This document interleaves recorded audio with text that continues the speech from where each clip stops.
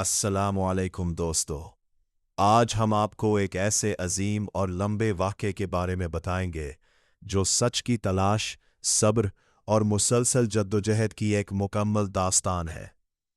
یہ واقعہ حضرت سلمان فارسی کا ہے۔ مکے سے دور فارس کی سرزمین میں ایک نوجوان رہتا تھا جس کا نام سلمان تھا۔ وہ ایک امیر گھرانے میں پیدا ہوا تھا اور اس کے والد اسے بے حد چاہتے تھے۔ وہ اسے اپنے پاس رکھتے اور گھر سے باہر نکلنے کی زیادہ اجازت نہیں دیتے تھے۔ ان کا خاندان آگ کی پوجا کرتا تھا اور سلمان بھی اسی ماحول میں بڑا ہو رہا تھا، لیکن اس کے دل میں ہمیشہ یہ سوال اٹھتا تھا کہ کیا یہی سچ ہے یا اس کے علاوہ بھی کوئی راستہ ہے۔ ایک دن وہ کسی کام سے باہر نکلا تو اس نے ایک گرجا گھر دیکھا جہاں عبادت ہو رہی تھی۔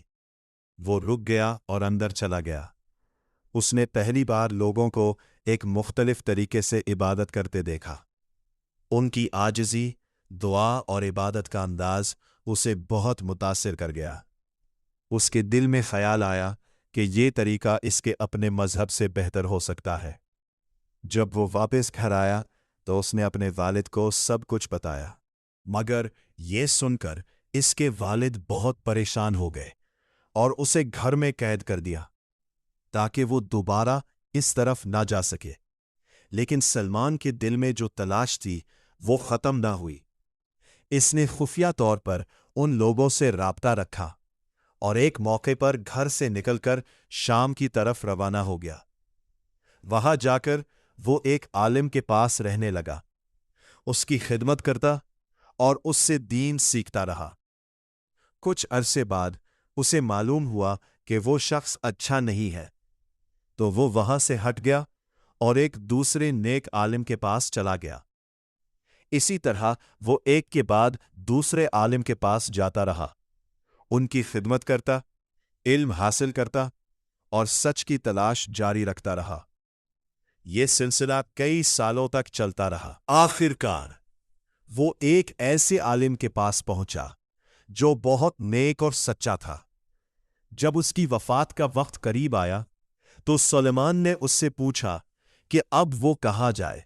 اس نے کہا کہ اب اس کے بعد کوئی ایسا شخص نہیں جس کے پاس وہ جا سکے، لیکن اس نے بتایا کہ آخری نبی کا زمانہ قریب ہے۔ وہ نبی عرب کی سرزمین میں ظاہر ہوں گے، کھجوروں والے علاقے کی طرف ہجرت کریں گے، صدقہ نہیں کھائیں گے، ہدیہ قبول کریں گے اور ان کی پیٹھ پر نبوت کی مہر ہوگی۔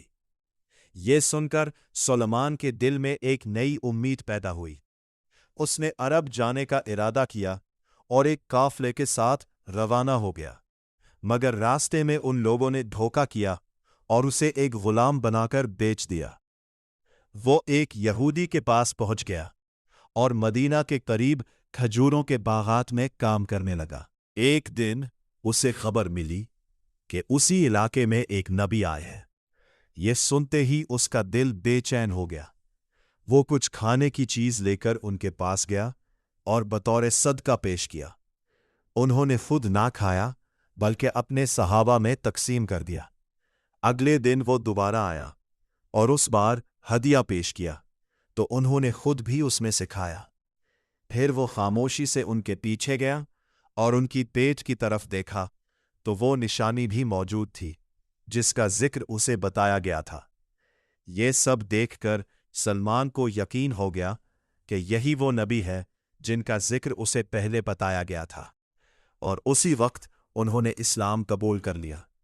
اگر آپ کو یہ واقعہ پسند آیا ہو تو ویڈیو کو لائک کریں اور ہمارے چینل کو ضرور سبسکرائب کریں تاکہ ہم آپ کے لیے اسی طرح کے مزید خوبصورت اور تاریخی اسلامی واقعات لے کر آتے رہیں۔